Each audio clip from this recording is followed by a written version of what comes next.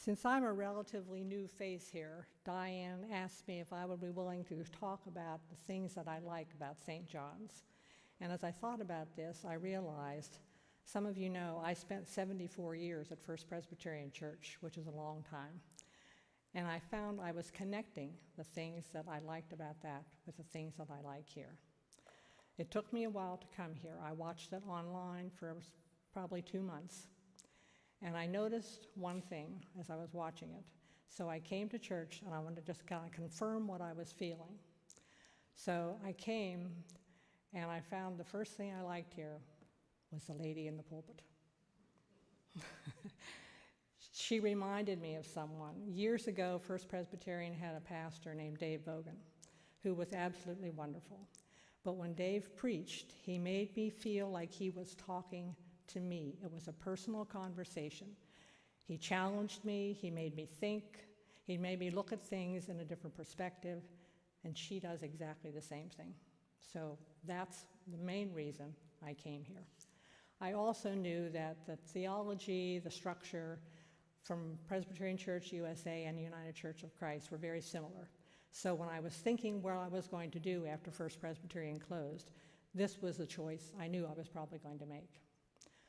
The other thing I liked about this, everybody was so welcome and opening when I came in here.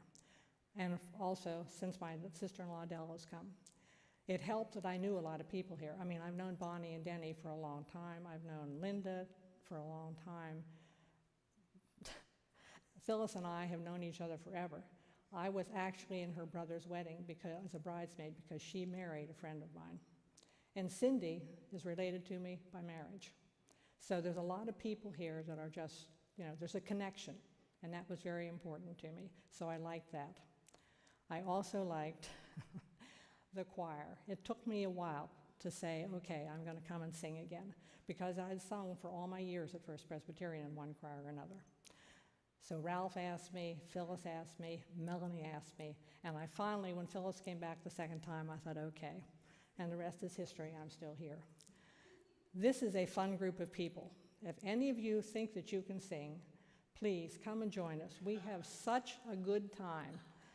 I mean, it's not that we don't work on the music, we do, but it's just, it's just fun. It really is an enjoyable time. And this lady over here is a gift that she pulls out of that small group of people. What she does is absolutely amazing, unbelievable. So that's another thing I like. And I like the fact that there's a community outreach here. At First Presbyterian, when I retired from full-time work, I went in and took the job that Rhett has here. At the time, the church was essentially hosting the lunch program. The senior center was also there as a tenant. They used our space. And the congregation supported a food pantry.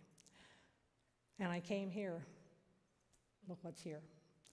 A chuck wagon, a clothing bank, you participate with a community lunch program, all the things that were important to me there are here.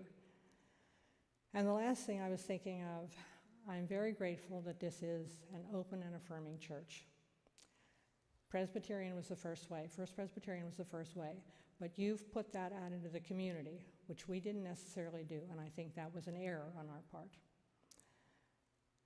When I think about the people in this community that could be reached, you're doing it right here, And I don't know how we can do anything other than that. How can we not do what Christ tells us to do? Everyone is welcome. No one is turned away. I mean, how do we make a judgment about that? We can't.